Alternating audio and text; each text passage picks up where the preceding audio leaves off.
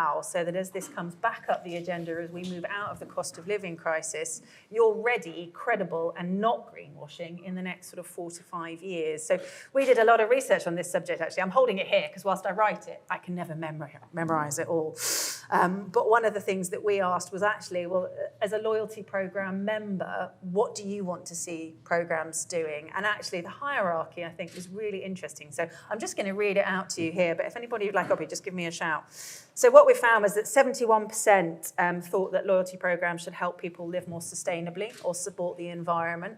And this research, we were particularly looking at the environmental componentability of sustainability, but it's also really important to all of us that we're thinking about humans, society, community within that. But this research specifically looked at the green element of sustainability. We found top of the hierarchy, reward sustainable or environmentally friendly behaviours. So that was 44% wanted to see that. 43% wanted you to offer rewards that help people live more sustainably. Back to that earlier panel conversation, if you want a program that does that really well, have a look at TK Maxx Treasure. They do some fantastic reusable long-term products that help their members live more sustainably. So there's a lot of beauty, a lot of fashion, a lot of reusable makeup products, a lot of shopping bags, a lot of wax wraps for cooking, but a really lovely way, aligned to their CSR policy of creating some rewards that help their audience live more sustainably.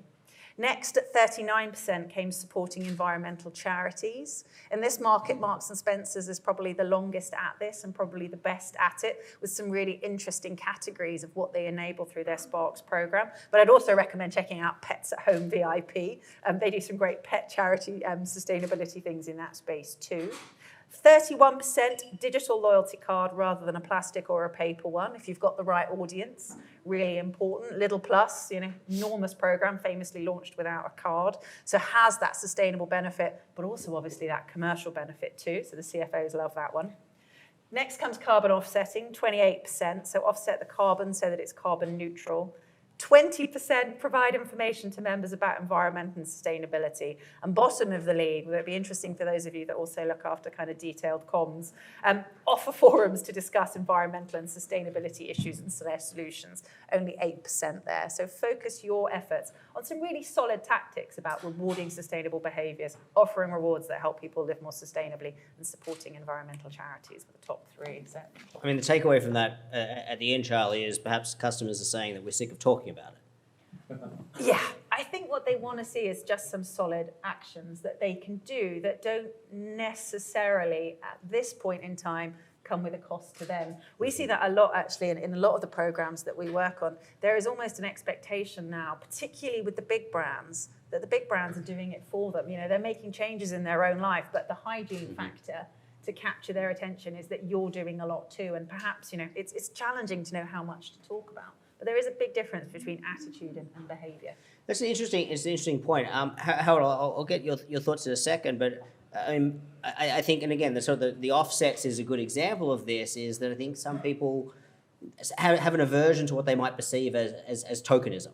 And the topic of the session is greenwashing. I think there's I think what we've seen in more recent times is this question that consumers have around authenticity of brands. Who's talking about it versus who's walking the walk.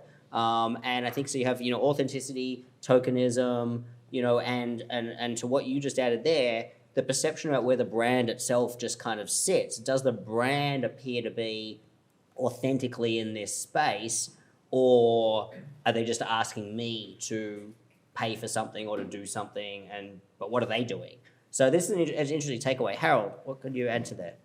When I refer to the title of the discussion, which is like meaningful sustainability, to be honest, I have absolutely no clue what this could be. And I guess this is familiar with lots of you in the audience and lots of the people outside. And I think this has to do with that there are various perspectives when you look at sustainability and green issues. I mean, the easiest one is if you look at product and processes. You mentioned the card topic. Yeah. I mean, if I have a digital card, it's non-plastic. That's the easy one. If you look at the airline, what kind of aircraft they fly, what kind of fuel they consume, etc., and all the processes engaged. But even there, I mean, we are talking about facts. It's difficult. At Lufthansa, there was a discussion about one-way plates for the catering versus China. I mean, obviously, everybody would say, don't do the one-way. But it turned out to be that the washing of the china and the preparation and so on is much more energy wasting and intensive than the one-way products.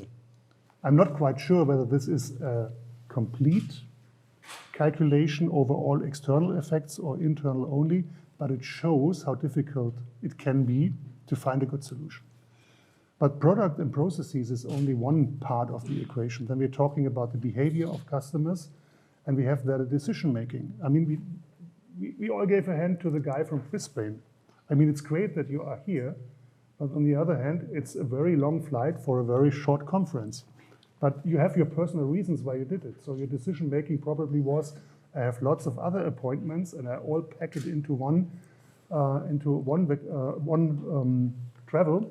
And it makes sense to me. Yeah? And who would argue about this decision making? Yeah? And then, I mean, I remember quite vividly when green marketing messages first arrived in the television or so. My first impression was, oh, now it's starting to get real difficult because now it's all are talking about green. All the products I bought yesterday are the same today, but today they are green. Yesterday they weren't. And of course, in the frequent flyer program, when we talk about, it's a contradiction in terms, because what we incentivize is basically fly more. If you fly 2 times, it's better than 1. If you fly 3 times, it's better than 2, and so on. So basically, and not to forget, and maybe that's one of the important things about it, there is another layer, and that is the ideological part of it. When it comes to the moral, you shouldn't do it. I remember I was in a hotel, and there was a little sheet of paper saying, you could, if you allow us not to clean your room, we pay you a €5 voucher. So far, so good, because they save money. But the marketing message was, if you behave correctly to the environment, we incentivize your correct behavior. So this was the ideology behind it. And the moral was, you should behave like this, like a teacher. And I quite immediately I went into, I don't like this, because they sell me, they want to save money, and they tell me I'm behaving correct or not. It doesn't fit together. So what do I want to say? It is very, very difficult really to find answers.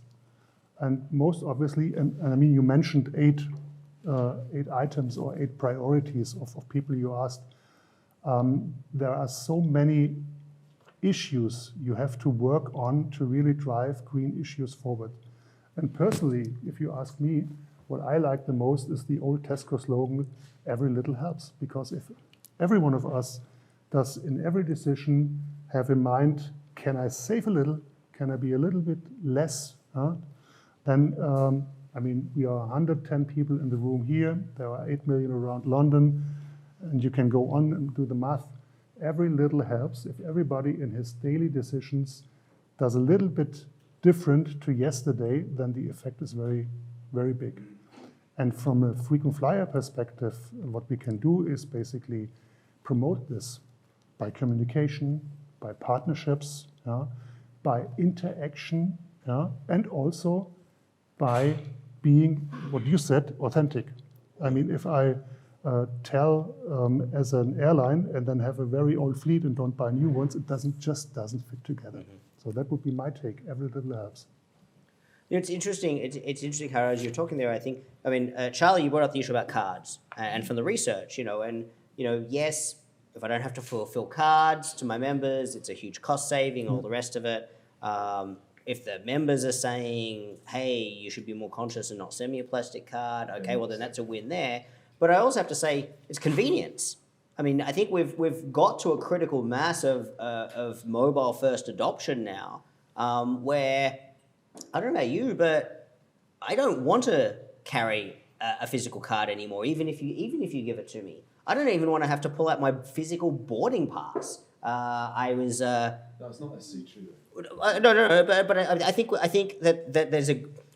It's not too long ago where it was completely the no. I still want. There's still a use, a purpose, a tangible utility of having that physical item. Whereas I think now, not agree with you, not necessarily true, and I'd like you to explore that some more in a second, Iain. But I think now there is a growing mass of consumers where it's actually more convenient not to have it. I don't want to have to pull it out. I don't want to, whether I have it or not, I don't have to pull out my physical boarding pass if I can use the digital one on my phone, whatever it might be. So I think we've evolved from it being a cost saving, but to Harald's point, and this is where I wanted to link it to, it's interesting about the housekeeping because I think what we've seen in the hotel industry, I think has been particularly inept at this. I don't want to say incompetent, but I think the way the communication has certainly been inept. In the mechanics of taking what is very clearly cost-saving measures and dressing it up as environmental. Now, obviously, perhaps, Starwood pioneered make a green choice, 15 years ago. And people were fine. They'll take their bonus points and skip housekeeping for a day or their €5 or whatever, and that was fine. But, whether it's bulk toiletries in the bathroom or it's the housekeeping hasn't returned first, it was make a green choice, then it was COVID, then it was, well, we just don't want to hire more housekeepers, pay them anymore. So, they're kind of running out of excuses now. And I think that you have, you have that contradiction that is tough for brands to balance between making choices that genuinely, okay, they may be environmentally conscious and have a cost saving and it's win and also fit with changing consumer desires. And then you have ones that are just overtly cost saving, dressed up as environmental concerns, and consumers are just like, no, that's I'm not buying that. And then you come to this authenticity question. Iain, you challenged me there about not necessarily. Can we dive deeper into that? The number's not over 50%. It isn't over 50% in the UK. Looking at Nectar as well, he'll probably back me up on this. The number is coming down. So there are customers who want a digital card, and of course there are, like you. Mm-hmm. There are younger customers who want it. There's still a majority of customers want a plastic card, and those customers are becoming much more overt at telling you that. So we did a bit of research last week with a major retailer in the UK, and they came and it said 65% of customers still want a plastic card, full stop, right? About 30% of customers said they wanted a digital card. Fair enough. But what we're finding is when we said at the end of the research, what else can you tell us? A lot of customers were telling us two things. One is, I want my plastic card, don't take it away from me. So they're saying that proactively. The second thing is they hate discount. They hate member-only discounts. Now, I'm not saying that not everyone that member-only discounts are popular, but there is now starting a backlash of customers saying, I hate this fact. They have to be in loyalty to earn the discounts. And there's a growing number of those customers that are proactively saying that. So I guess what I'm saying is, listen to your customers, listen to them because they don't want their plastic cards taken away. Certainly the majority of the UK don't want it taken away. I think that hierarchy and understanding where your audience are on the journey is really important. For those of you based in the UK, Waitrose famously took away their plastic card. I'd love to have been a fly on the wall when that was done because they clearly hadn't really asked the actual customers, and there was outrage, particularly amongst their sort of 50 plus, very high spending, very high frequency demographic at the loss of their plastic cards. So yeah, I think it's a really interesting thing. You do have to ask your audience. Whereas conversely, if you look at Lidl Plus, a program that had the privilege of launching without a plastic card, actually, zero backlash whatsoever because they launched that way and they got their messaging right under actually not a green proposition, under a no fuss proposition. It's all in the phone, swipe through as you go. So I think that very much that audience insight and that audience messaging is absolutely critical. Iain, it's interesting, this point. And as we're talking, I'm thinking, if we interchange some words here, and we go back to how we opened today, and we interchange plastic cards with reward pricing, and we interchange environmental concerns with enhancements. It's the same thing. It's loss aversion. To your point about behavioral psychology, members don't, or customers in general, don't like something being taken away. So if you're launching, if it's a greenfield launch, you're not starting with anything. You're not taking anything away because there's nothing to start with. But if you've got something in play, customers are used to it as doing things a certain way or how they go about their business. Taking something away is very difficult. No, I even if it's for the totally right agree with reasons. that, but I think we do need to question as an industry what we reward people for. So again, looking at James with Nectar, 17 years ago, I was at EDF Energy, big utility company. We weren't allowed to encourage our customers to use more of our product. It was illegal. Yeah, we could not and besides, why would you be hating on to earn points? It's a ridiculous concept anyway. So we had this project with Nectar where we rewarded customers for using less of our product. It happened to be quite a warm winter that winter, which wasn't a great idea. And we didn't have the analysis to make sure that we were tracking it, but we ended up using a lot of points to reward customers for using less of our product. And again, I think this comes back to the fundamental thing about why do we exist as an industry and what are we there to do? And if we're there to make our companies more profitable, then we should be questioning what behaviors we're trying to incentivize and incentivizing those. Because your advancement thing, in my view, how many people think frequent flyer programs are really rewarding loyalty to the airline? They're not. They're just rewarding spend to that airline. That's a totally different thing. Like, we could have an offer, Virgin Atlantic could have an offer tomorrow that said, we'll give you an offer for New York tomorrow. And they'll give the same offer to the same customer, whether that customer is the first time and only time they're flying to New York, or if it's their 60th time they're flying to New York this year, but they've gone on BA until now. And that is that's not a loyalty program. That's a that's an incentive to spend on yours, but not an indication of loyalty at all. So I do think there's going to be a time when to Rick's discussion earlier about revolution or evolution, and I don't agree with you, Harald, about small changes. I think it's a convenient way out. I think that the way we're going to change this fundamentally is by someone breaking the market and going with it and changing the market by saying, I'm going to reward you for using me more than the competitor. And in the same way that EDF rewarded customers for using less energy, that's where it's at. That's where it should. And customers see that as authenticity. The first lesson I learned on this was years ago. I said, well, I started my career at Shell. Shell had a thing called the Brent Spar in the North Sea that we had to get rid of. And the government were in hock for 90% of the commissioning cost of cutting this thing up and getting rid of it. So Shell said, can we drop it in the sea? And the government said, yes, you can. Because it's going to cost us less. And the British the consumers went crazy, particularly in Germany. And the UK went crazy and stopped using Shell. When Shell came out and talked to customers and said, actually there's no oil in this, we're using it as a natural reef, the sales in the UK went back up again and also they said, and the government are, by the way, paying for the cost. It's you that's paying for the cost of this, not us. It went up. It didn't go up in Germany. Germans stayed down, and then they ended up sponsoring Schumacher in Shell, which is now a Shell. Ferrari and Shell has been a long-term sponsorship relationship that's gone on for years since then. And the lesson from that is that it's all that authenticity. Customers really recognize brands that are being authentic to what they're trying to do. And I don't think it means rewarding flights anymore. Well, it could be. It still is. Don't get me wrong, but I think sooner or later that authenticity is going to change because customers are going to demand it. Or they're going to recognize brands that are really authentic and this is where the FSA in the UK banned 2 ads in the last 2 years. One from Lufthansa, one from Etihad, who said, we're a green airline. And they were saying, you cannot possibly. The FSA said, never mind your green credentials, you're just not green, so we're banning it. Right? And I think that authenticity has to ring true because if it does, customers will recognize it and they'll end up spending with you because of it, I think. So time for some audience. Just one moment. Oh, sorry, yeah. I don't think we are in contradiction because, as I mentioned, there are so many various perspectives on the issue. And when I talked about this, every little helps, I referred basically to the behavior of a mass of people. And I guess there it's true.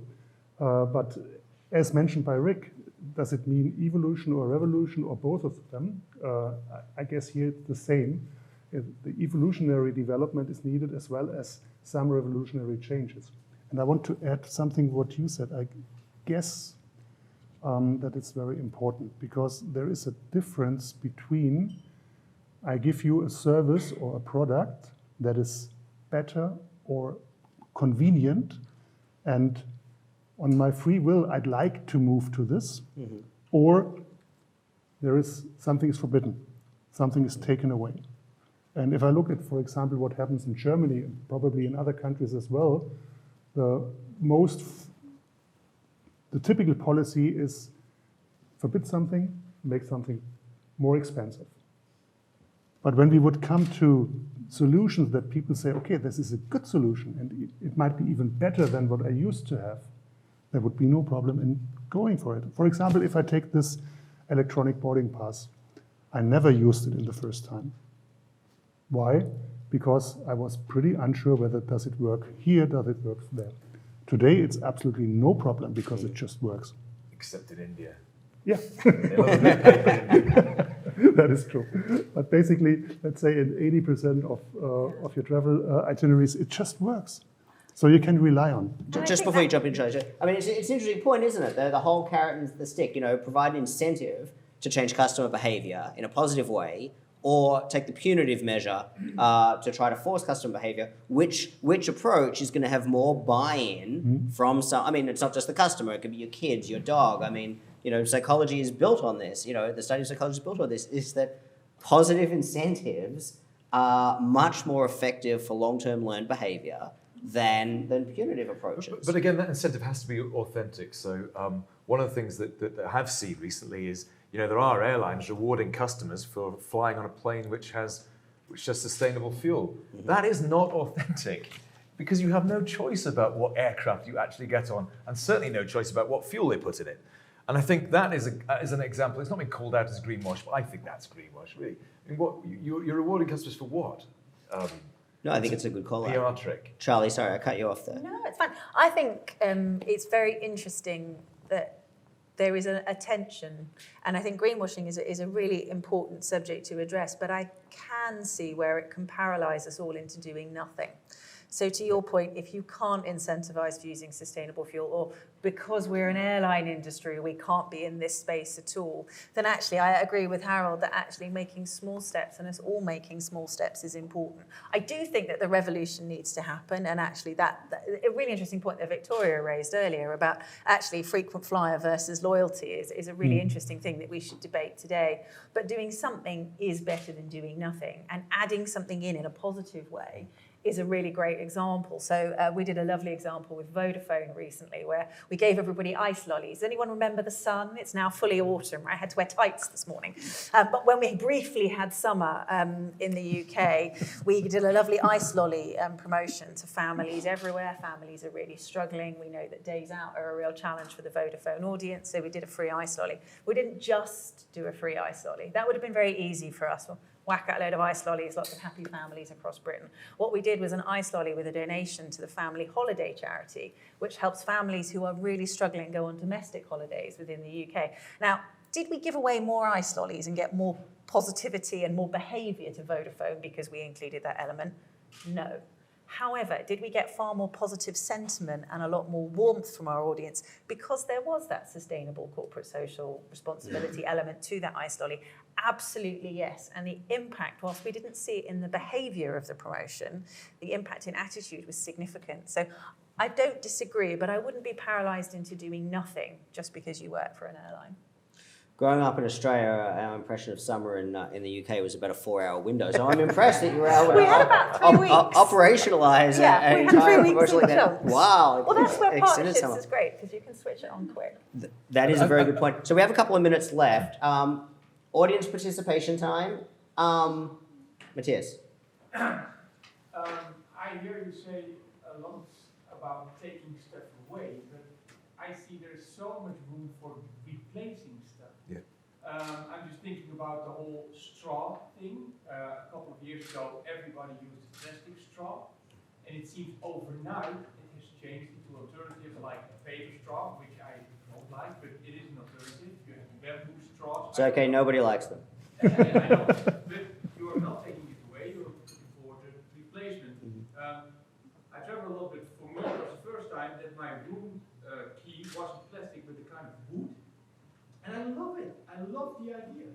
So why not make the membership card not out of plastic, because that's bad for the environment, not taking away digital for all those people who like to have the stuff in hand, but create an alternative for it, which at least might be a little less, because it needs to be produced, a little less sustainable, but it's still more sustainable, and it will give you a podium to at least discuss this stuff.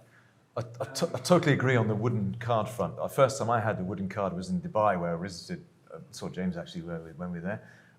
And I had it in a hotel in Dubai, but it was 42 degrees outside in a glass building in Dubai, where the guy outside who calls cabs had a fan of cold air on him outside.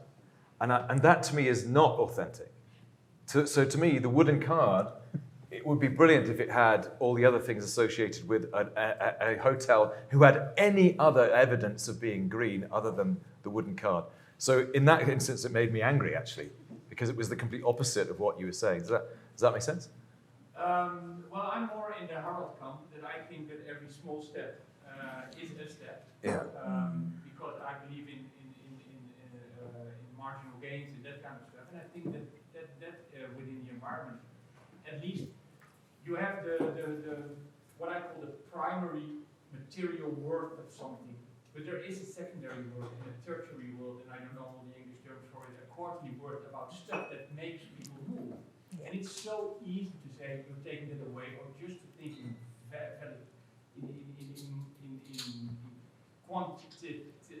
quantifiable things.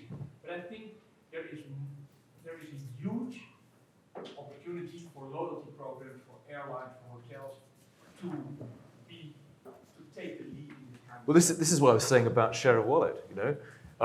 If you're in airlines, a lot of people that are in that top 5% of customers that are flying because they have to fly with you, and yet you're rewarding them as if they were somehow making a choice. Whereas if you're rewarding them on share of wallet, then you would be who would you prefer to negotiate with, procurement or someone who loves points, right? And it's not that this isn't pie in the sky either, because under GDPR, you can now get data portability. If British Airways wants to find out, wants to get a customer to say what their status is on Virgin Atlantic and find out exactly what they flew on Virgin Atlantic last year, they can do it under GDPR if they get the customer's permission. So this isn't pie in the sky. The GDPR was created to help you monetize your data. So, this isn't pie in the sky. There are ways in which we can actually do it. And to your point, make it authentic, make it valuable, and actually make it a change of behavior for the airline to drive proper loyalty and reward proper loyalty, not just more flights, which I think. There's a lot to be gained in that industry that we come from as a language agency, that the attitude within different markets and even within segmentations in different markets is very much overseen, because you see often that the whole the content is created at their headquarters at some place from their cultural silo that they're in, and they think it will work. And we learned that from Shell perfectly. And, great. I have this beautiful 23-year-old colleague, and I showed the photograph a couple of months ago. It was an idea that you had, like, in the plane, you had a seat and the seat above it to cram more people in the plane. And as a middle-aged white male, my opinion was, how cynical can you get putting more people into a plane and blah, blah, blah, blah. And she genuinely said, what a beautiful solution to get more people on the plane so the environment is less polluted. And so you still have the chance to go on holiday, and you are less a burden to the environment. And my eyes, I was, what? But that was her genuine attitude. So you have to deal, if you want to sell the sustainability to the public, with much more differentiation in how you communicate it. I'm going to squeeze two last contributions in before we move to the next session. I'm Jordan, Mando-Connect. I'm really torn. I completely agree. I think, given an airline, you've got frequent flyers. We know that it's not great for the environment. So there's no point going out there trying to cover and hide that up. And I guarantee that your frequent flyers are also conscious of that. I just wonder, is there something to kind of, as the word is, evolutionise the loyalty programme, as in, what are we doing on board the flight? What are we doing in the airport itself? If you're a frequent flyer, how many suitcases are you going through a year? Could I bring my suitcase and recycle it and get some points in return? Could I bring a sustainable coffee cup on board, get my coffee or tea poured into that, get some points in return? I appreciate it's monetising good actions, which may still be seen as greenwashing, but again, it's these little steps which I'm in Harold's camp that could make a big difference. Just, kind of making people think about their behaviours, because they already know that it's probably not great that they're going on 20 flights plus a year, but can they do something little that could eventually go a long way? And I think perhaps, we're talking about improving loyalty and being in a golden era. These things that we need to start encompassing in, flight reward programs. Yeah, good. I think it's Dan. Well, then we'll wrap up after, because I don't want to forget what you said, but Dan had his hand up too. Yeah, I think we're all going in the same direction. I echo the gentleman's point about more people on aeroplanes, because sustainability is about using the resources most efficiently. So if we can get more people on those empty flights, surely the role of loyalty should be doing that. And the traditional frequent flyer program model has been about if you fly on the most expensive flight across the Atlantic to New York, you get more tier points, you get more miles. Why don't we flip it on its head and say, if you travel on the empty flight that no one else wants to go on, you get more tier points, you get more miles. Just turn it on its head and using loyalty to kind of push the right behaviour, push the most efficient behaviour. I think it's very As an industry, as an airline industry, we're going to use jet fuel. We need to use it more efficiently. I think it's very true, especially on collection. Although it's interesting because Dan didn't mention it, but when he was at when we were at Avios together, I think Dan did a piece of work. We got a PhD students. We thought that redeeming points onto airlines was a green initiative because it was filling seats that no one else wanted to buy. That's just, check again. Anyone from revenue management here? No, good, right. So that's what we tell revenue management. We did a bit of research with a PhD student, I think it was run by you, Dan, and they found out it was rubbish. Right? The customers were going to a wedding. They were still going to go to a wedding. They just wanted to use their points to go to the wedding. They were going to go to the wedding anyway, right? So we quickly canned that as an idea. But I think on a collection idea, I think some airlines do it by moving you from an earlier flight or another. There have been times when it has been done. But I think both those questions are actually linked. They're in that same area of actually how can we think differently about the journey and the stages that I think the Emirates presentation, that we're all very familiar with the journey, but actually if we all sat back and thought how can we reward loyalty in that moment, but also reward sustainable and create more sustainable behaviours, I actually think there's quite a lot of linkage there, and it's maybe something for us all to take away and properly sit down and think about those stages. How do we bake that in to every bit of thinking? Maybe all those small steps will add up to something kind of more significant. I love the idea of recycling my suitcase at the airport, by the way, once every 5 years. The thing again, it's this balance of having the revenue guys in the because I was in a big long debate at IAG for seemed to go on for years about magazines, because magazines were a big cost. The weight of magazines that go on an airplane, a big cost. Okay, but taking them away, the satisfaction scores go down, right? And so this debate goes round and round and round. Eventually now, I don't think there are magazines on planes, that thank God, but it's one that, it did get one, but it does take a while because they look at the satisfaction scores obsessively. You need to Some department head lost their advertising revenue when the magazines went away, Yeah. so there was a little bit of protectionism there. But thank you for wrapping up the comments that we had there, Charlie, because that saved me having to do it. But I think especially your comment was fascinating, because I think that also brought together some of the things we talked about earlier, and that was incentivizing versus punishing. But even if it is little, perhaps rewarding some behaviors that, okay, there's always a risk someone's going to see it as tokenistic, but if it gets people thinking and has the conversation, and all these little things add up to being able to get to that point where you're showing some authenticity, because it's not just offering carbon offsets on the booking funnel. You actually have something else. So I don't think we have all the answers. I certainly think we had a lot of the questions today, which is great. But I think that I think there's some takeaways there, and that is, if you're not authentic, don't expect a lifting of engagement from your members. Expect a trust deficit.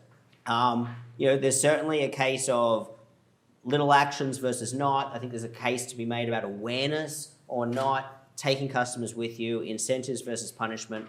Lots of things to take away. I think this is an evolving space. I think we're going to be talking about this a lot more. We didn't even touch on the issue of flight shaming, but I think that was implied in some of the commentary. Thank you, Iain, Harald, and Charlie for coming back up for some more contribution. Thank you for the audience participation. And I see our next session is ready to go. Come on down.